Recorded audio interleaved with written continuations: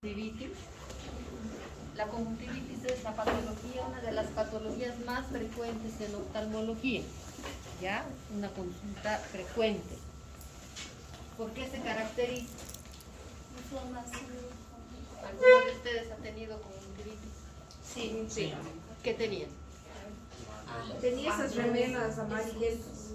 Es una secreción, Sensación de corpuscular. secreción, ¿ya? Luego, Irritabilidade de novo.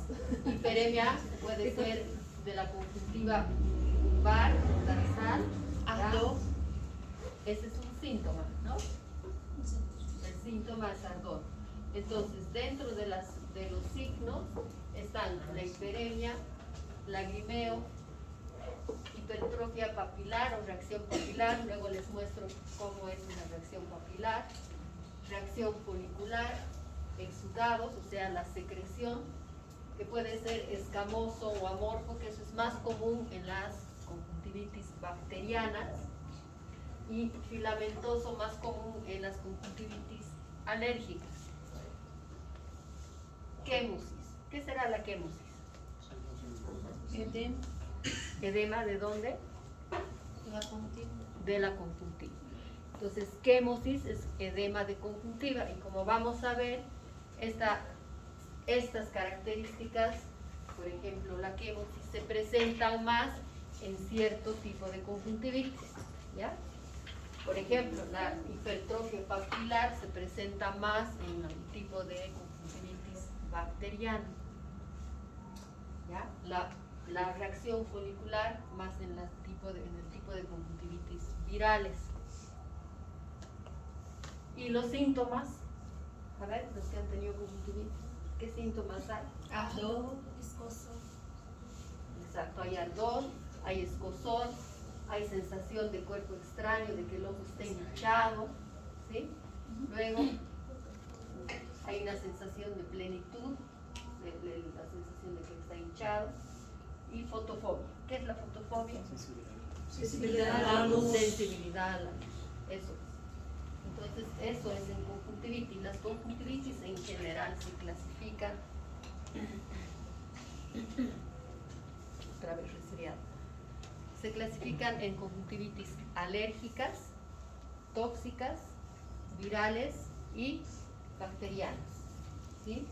Las bacterianas a su vez se pueden clasificar en hiperagudas, agudas y crónicas, ¿ya? Un ejemplo de una conjuntivitis hiperaguda, ¿alguien conoce? ¿Podría decirlo?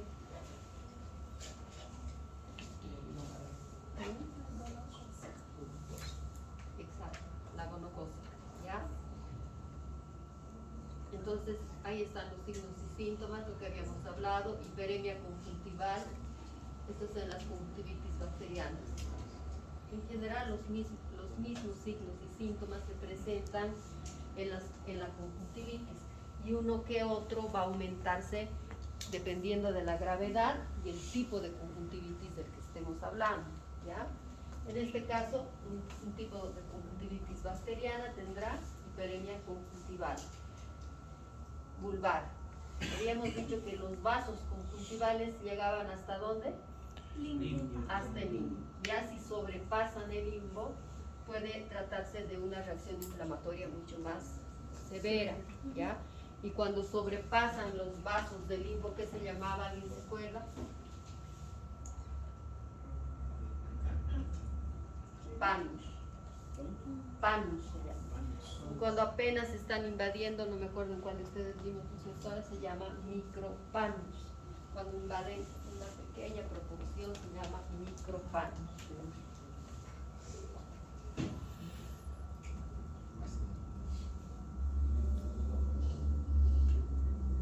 Y ahí es lo mismo, ¿no? Los signos y síntomas de la conjuntivitis. Esto quiero que se acuerden, generalmente es pregunta de examen, pero mucho confunden el signo y el síntoma.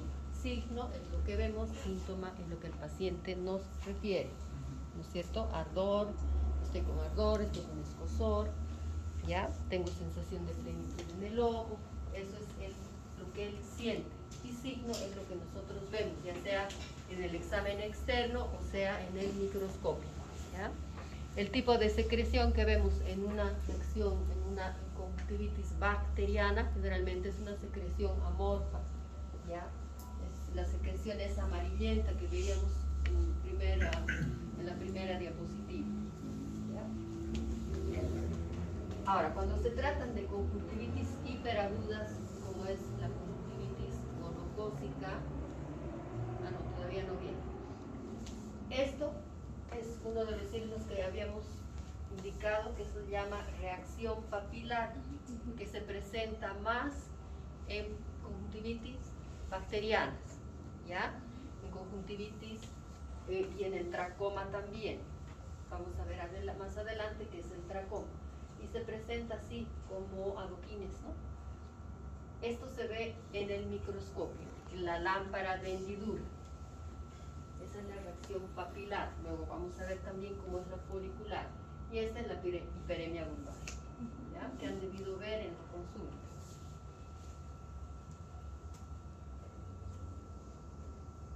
Entonces les había dicho que las conjuntivitis, ¿cómo se clasificaban generalmente?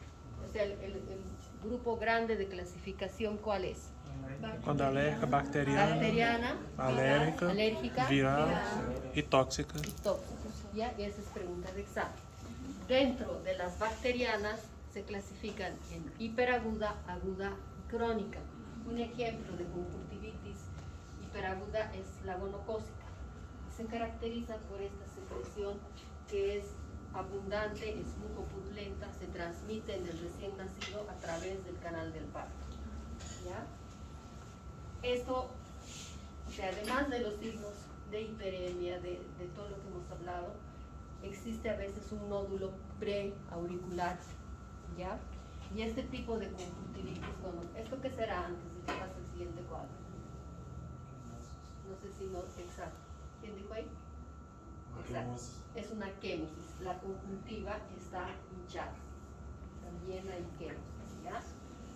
El problema de estas conjuntivitis gonocócicas es que pueden producir úlceras marginales, o sea, úlceras corneales, y pueden llegar a perforar la córnea y a veces incluso llegar a la ceguera por este motivo. Entonces, por eso la complicación de una conjuntivitis hiperaguda que tiene que ser tratada.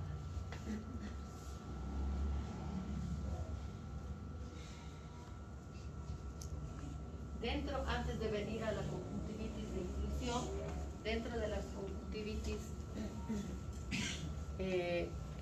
agudas tenemos a las conjuntivitis catarrales y a las conjuntivitis que vemos en general todos los días en la consulta, que se caracteriza por una secreción moderada, ¿ya? Y las crónicas, ¿qué creen que pueden ocasionar conjuntivitis crónica? Que puede ser la ceguera, se puede hacer la pérdida de la visión del paciente. No, más bien si es crónica, ¿qué patología podría ocasionar la conjuntivitis crónica? Hemos dicho acá, ¿no? Síndrome de Sjögren. Las blefaritis pueden producir conjuntivitis crónicas. Otra cosa, Síndrome de Sjögren. este produce ojo seco. El síndrome de Sjögren produce sequedad ocular y puede ocasionar conjuntivitis, sí, pero lo que más afecta es en la sequedad en el ojo, ¿no? Y es obstrucción del conducto lagrimal, obstrucción de la vía lagrimal. Bien, eso puede producir conjuntivitis crónica.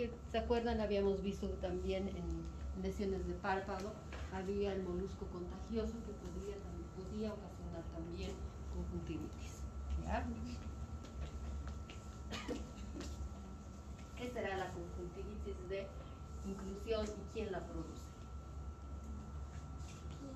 ¿Han escuchado?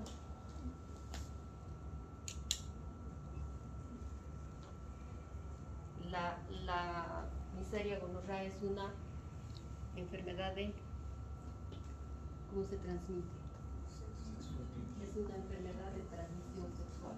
La clamidia, que es la que ocasiona la conjuntivitis de inclusión, también es una enfermedad de transmisión sexual.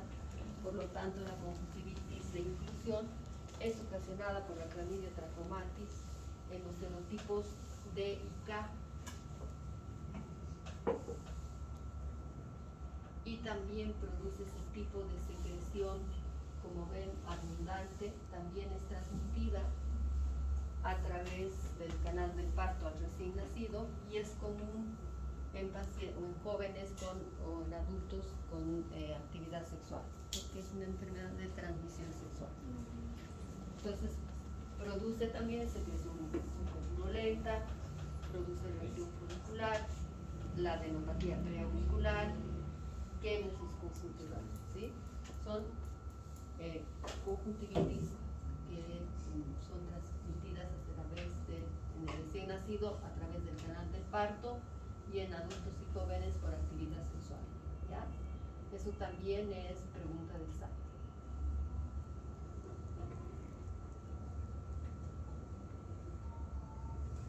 Ahora, ¿qué es el tracoma?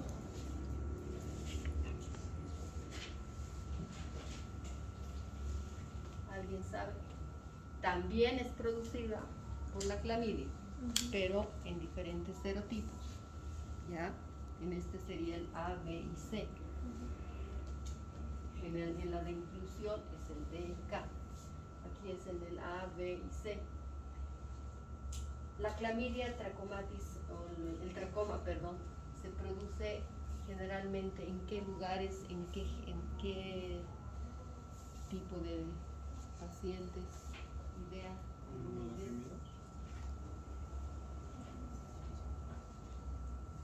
¿No? ¿Nunca han escuchado? Se presenta en niños, sobre todo, en lugares donde hay hacinamiento y mala higiene.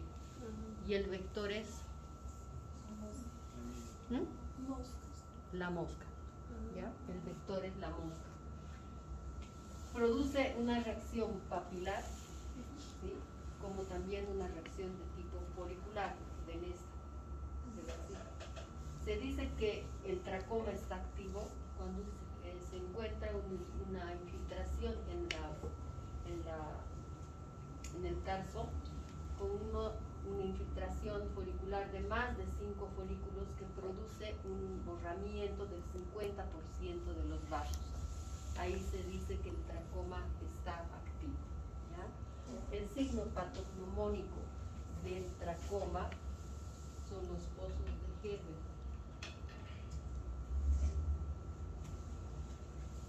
Y son lesiones blanquecinas, cicatrizales, que quedan a nivel del tarso, ¿ya?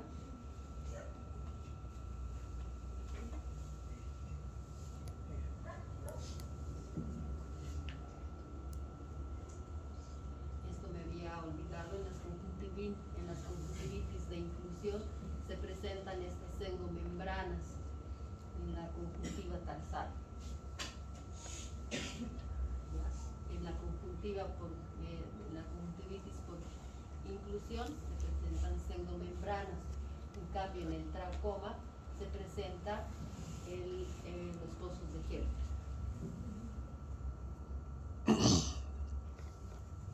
Ahora, ¿qué creen que es característico en un paciente con conjuntivitis alérgica?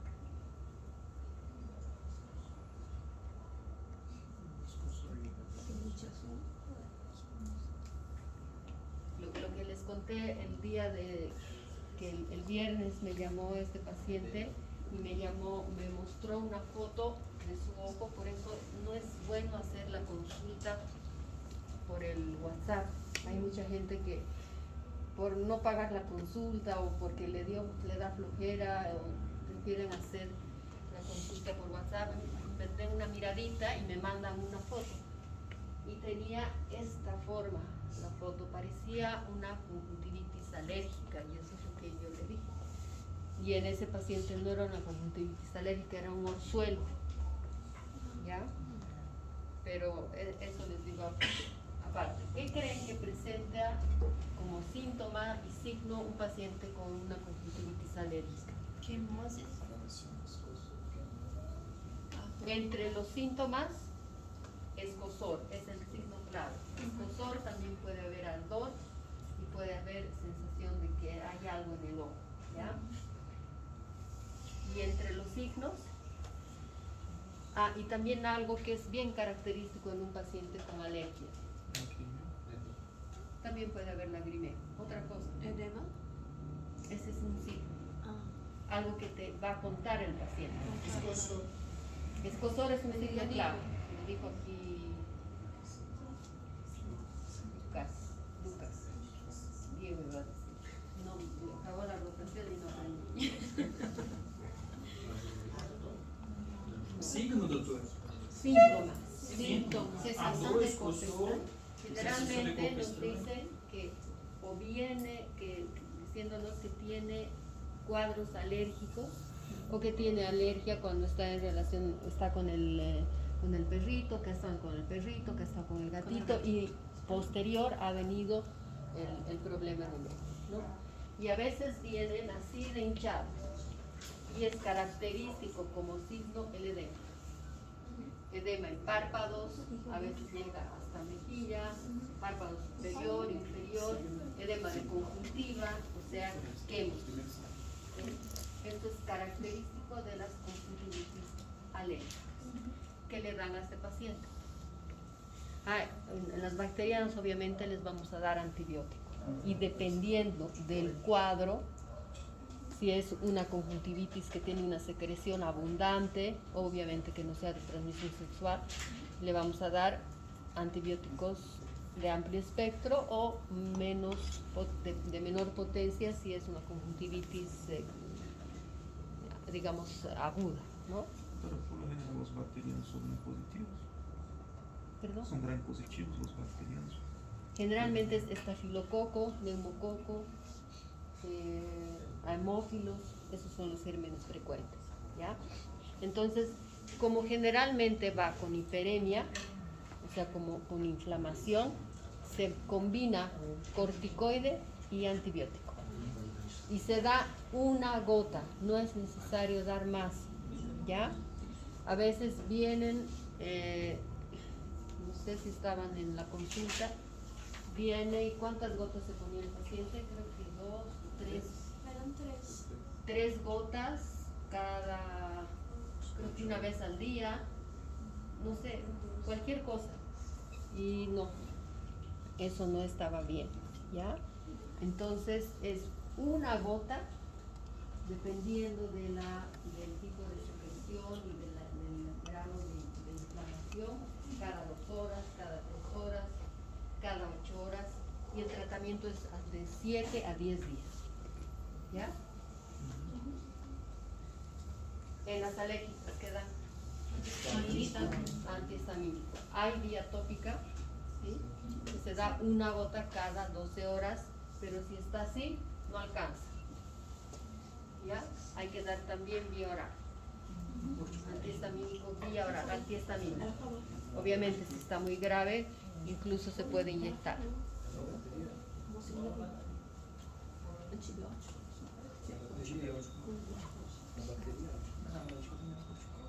Entonces, los signos son quemosis, edema palpebral. Doutor, na alérgica também se pode administrar corticoide, né? Claro, pero dependiendo del caso, si no es muy grave, tú puedes administrar un antihistamínico vía oral, ¿no? Estos son los signos: quemosis, edema palpebral, reacción papilar y las secreciones mucosas. Chicos, habla que te habla ahí. Mejor, a ver, ¿qué te llamas? Este gorrito, andate al final. Estamos hablando de eso, Doc, si podemos utilizar determinado fármaco. Y los síntomas son escozor, ardor y sensación de cuerpo extraño.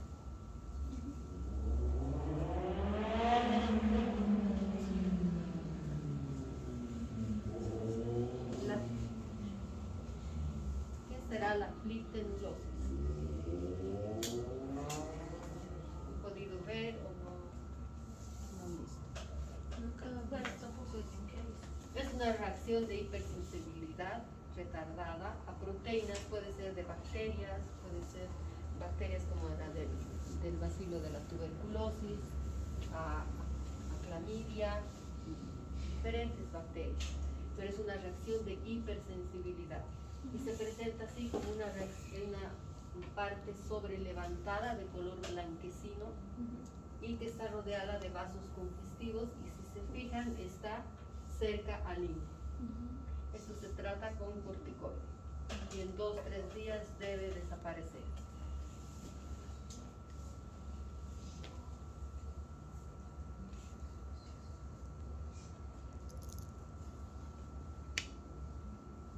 Las conjuntivitis virales. Las conjuntivitis virales también pueden ser agudas.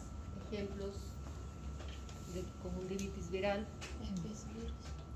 el herpes simple tipo 1, tipo 2 pueden producir conjuntivitis viral. Y las crónicas, el herpes zóster, ¿ya? Lo típico de las virales es que producen este tipo de lesión. Es una lesión en forma de dendrita.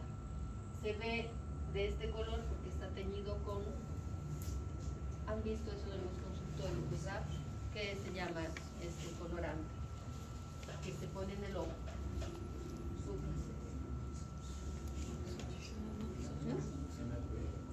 ¿Quién, alguien dijo por ahí? ¿Qué se llama ese colorante?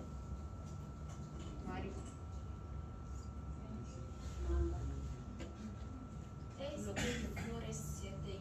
Fluoresceína.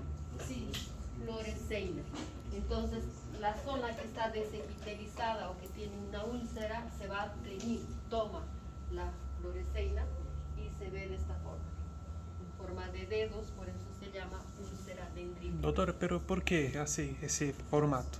Esa es la característica, es un signo de una úlcera viral. No se sabe entonces. Es característico, sí.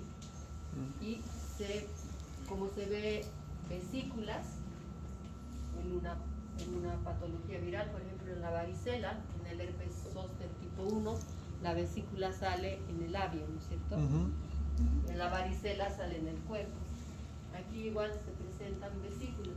O sea, si ustedes ven un paciente con vesículas y el paciente está con lagrimeo, con hiperemia vulvar, tarsal, y este paciente tiene hipoestesia generalmente, si está en la córnea, en este caso está en la córnea, no está en la conjuntiva, la úlcera. Entonces, si se tiñe de esta forma, es una úlcera viral. Y para eso tenemos colirio que se llama aciclovir, que se puede poner en el ojo para ayudar en el cuadro. Y en las crónicas, como nos decía Mario, es la blefaroconjuntivitis por varicela zoster. Pero aquí ya es en el dermatoma de el nervio, ¿no es cierto? La varicela zoster es cuando se produce la varicela zoster.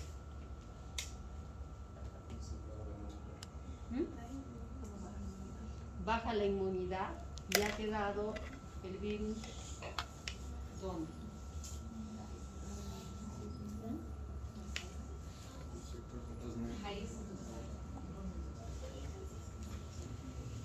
En los dermatomas del área del nervio, en este caso de la primera rama del oftálmico. También existe la varicela zoster, que es intercostal. Se caracteriza que duele mucho y se presenta en qué personas. En el adulto, ¿no es cierto? Porque en el niño, ¿qué es? Varicela. En el niño es la varicela y en el adulto es la varicela zoster, ¿sí? Que cuando ha quedado inmunodeprimido el paciente por un virus que ha quedado y ha permanecido, se reactiva y produce la varicela zoster. Y esta puede producir una blefaroconjuntivitis. No es que en todos produce blefaroconjuntivitis, pero sí puede ocasionar, ¿no? Y también produce la úlcera característica, que es en forma de dendrita, úlcera dendrítica. Y algunas veces se complica más y produce una úlcera geográfica, que es mucho más gruesa, ¿ya? Esta que se produce sobre todo en lugares de hacinamiento es muy contagiosa y se presenta en formas como de hemorragia subconjuntival. Y finalmente las químicas, que las tóxicas que pueden ser por medicamentos, a varios medicamentos, medicinas, mióticos y en general a todos los colirios que pueden tener preservantes, sobre todo, puede producirse alergias, incluso a los shampoos que se produce o que utilizamos para limpieza palpebral. Algunos pacientes pueden hacer alergia de tipo tóxico. También al viento, a los sprays esos de carnaval, o a veces cuando uno se pone un perfume y echa en el ojo, obviamente no intencional, entonces puede hacer uno una reacción alérgica. Ahora, cuando ya hay conjuntivitis tóxicas por ácidos o álcalis, es mucho más grave porque producen una destrucción mayor de los tejidos a nivel de tejidos profundos, y a veces sí hay que hacer un trasplante de córnea porque el paciente queda ciego.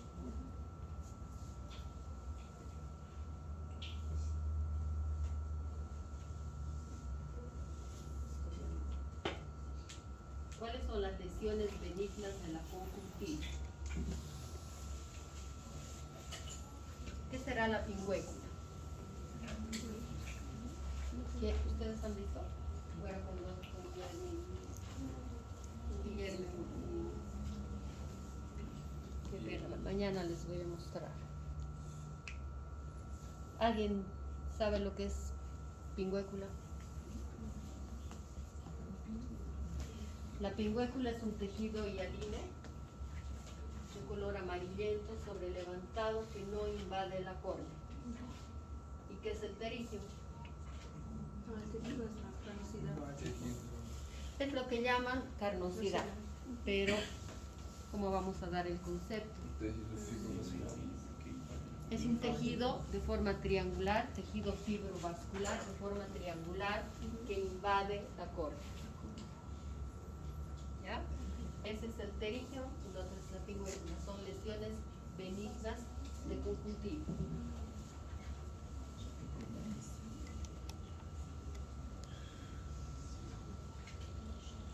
Ese es un terigio, ¿sí? Que es un tejido fibrovascular que está invadiendo córnea. Las otras lesiones son el dermolipoma y el quiste dermoide, que ambas son congénitas. El dermolipoma es en región superotemporal y el quiste dermoide cerca del limbo o en región temporal inferior.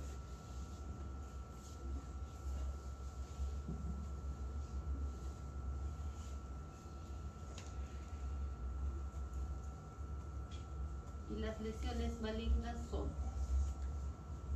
que es el carcinoma epidermoide, que se localiza en áreas de la hendidura palpebral y que a diferencia del terigio, como ustedes pueden ver, es como de una consistencia un poco más gelatinosa.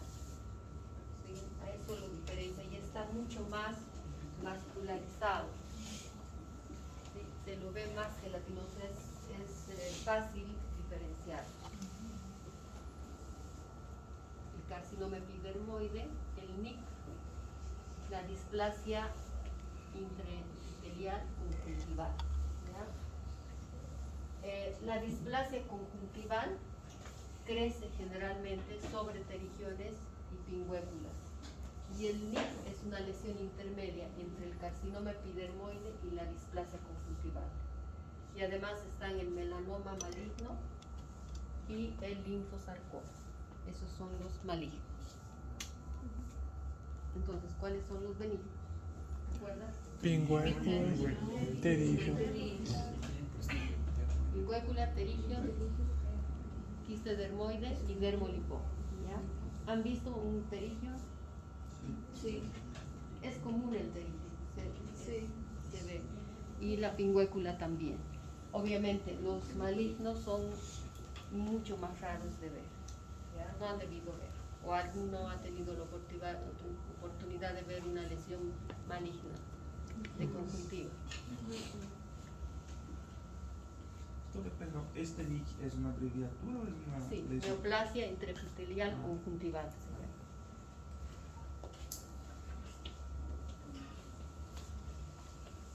Bien, ¿qué hora es? ¿Están cansados? 8. ¿Cuánto? 8:45. 8:42.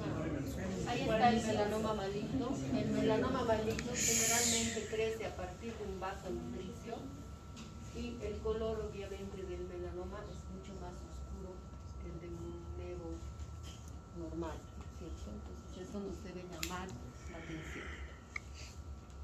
Bien, allá atrás van a preparar el tema de la siguiente clase porque andan jugando. Van a ser úlceras bacterianas, úlcera viral y úlcera micótica. ¿Ya? ¿Tú cómo te llamas? Yo. Sí. ¿Perdón? Federico. ¿Perdón? ¿Y tú? Alexi. Ya, los 4. ¿Por qué, doctor? Porque van a preparar el tema. No, pero yo no he hecho nada.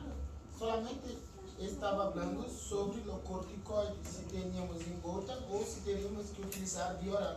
Perfecto. Está bien, Solamente eso. no importa. No, pero yo no Solo lo sé. preparen así el tema, así como yo lo presento, una cosa resumida, y vamos a hablar de úlceras bacterianas. ¿Sí? Úlceras bacterianas, viral y micótica. Que son los tipos de úlceras en el ojo, ¿no? Eso es, chicos. Ahora voy a llamar.